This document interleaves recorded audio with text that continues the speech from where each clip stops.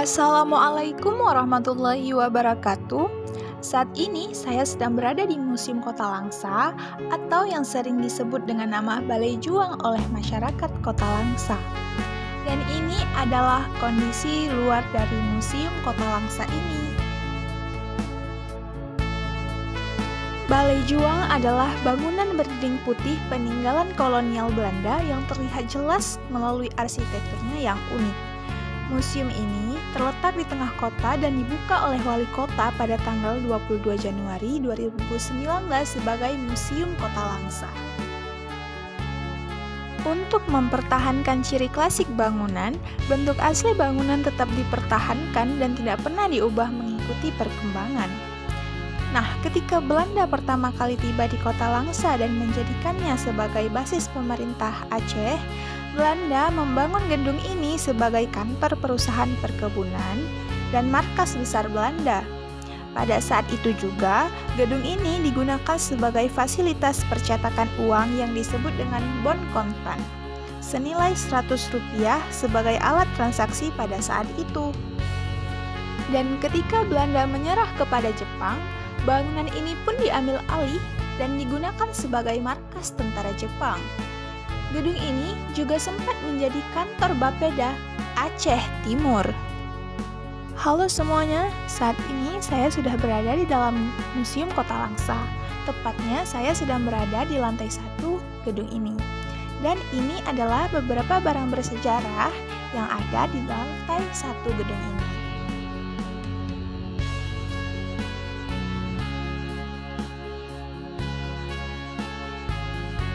Untuk memasuki museum ini, kita hanya perlu merogoh kocek senilai Rp3.000 saja loh. Dengan harga Rp3.000, kita sudah bisa melihat benda-benda bersejarah, serta kita juga sudah bisa belajar mengenai benda-benda bersejarah.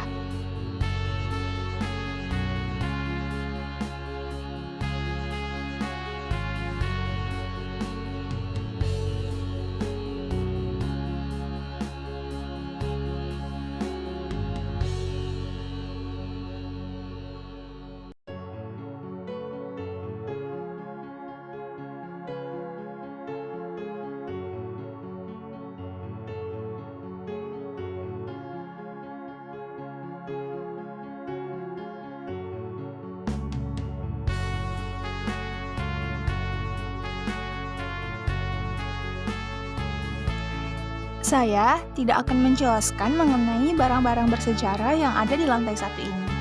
Namun, saya akan menjelaskan salah satu benda yang ada di lantai 2 nanti. Untuk itu, mari kita menuju lantai 2 agar kalian tahu benda apa sih yang akan saya jelaskan di lantai 2 nanti.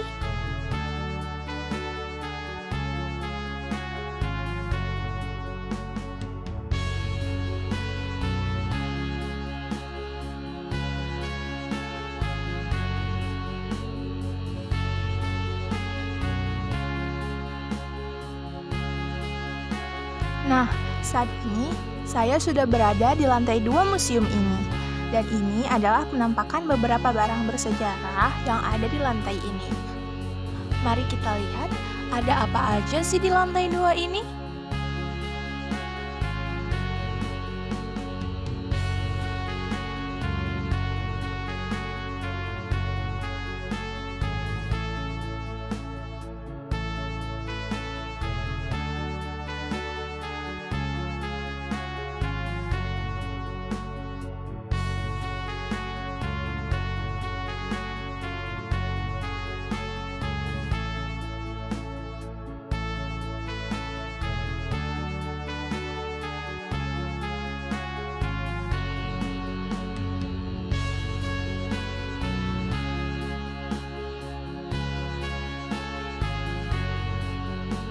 Jadi, di sini saya akan menjelaskan mengenai pelaminan Aceh. Pada pelaminan Aceh terdapat beberapa ornamen Aceh seperti ranub, motif kipas, motif bungong selanga, rencong, dan berbagai motif lainnya. Pada pelaminan Aceh memiliki keunikan tersendiri pada bentuknya, di mana masing-masing bentuk yang ada pada pelaminan Aceh memiliki makna simbol yang menggambarkan daerah tersebut. Dapat dilihat dengan adanya perkembangan zaman, kini pelaminan Aceh mulai berubah menjadi pelaminan modern, yang bisa dilihat dari segi tata letak desain, bentuk, warna, dan lainnya. Pelaminan Aceh biasanya menggunakan warna merah, warna kuning, hijau, hitam, dan putih. Kini dengan berkembangnya zaman yang semakin modern, banyak pelaminan Aceh yang berubah yang dapat kita lihat dari segi warna yang digunakannya. Dengan berkembangnya zaman, juga membuat perubahan pada bentuk pelaminan Aceh. Pada dasarnya, dulu pelaminan Aceh hanya berbentuk sederhana saja, seperti bentuk persegi yang menutupi ruangan tengah, serta perubahan tata letak benda-benda yang terdapat pada pelaminan. Pelaminan adat Aceh pada dasarnya itu berbentuk persegi, namun pada zaman modern yang sekarang ini terdapat bentuk pelaminan persegi panjang. Pada zaman dahulu, tempat duduk yang digunakan pengantin hanya berbentuk bantal persegi. Namun dengan berkembangnya zaman, tempat duduk pengantin menggunakan kursi seperti bentuk-bentuk pelaminan pada umumnya. Adapun bentuk pelaminan yang mengalami perubahan terletak pada tempat duduk bersanding pengantin. Dahulunya, bentuk pelaminan tradisional pada saat pelaksanaan pernikahan hanya untuk pengantin. Sedangkan pada saat ini, bagian sisi kiri dan kanan digunakan sebagai tempat duduk orang tua pengantin. Pada dasarnya, zaman dahulu, orang tua pengantin bertugas menyambut tamu. Sedangkan sekarang kedua orang tua pengantin berdiri di pelaminan untuk mendampingi kedua belah pihak pengantin. Pada zaman dahulu, pelaminan hanya digunakan oleh para bangsawan saja sebagai tempat singgasana raja.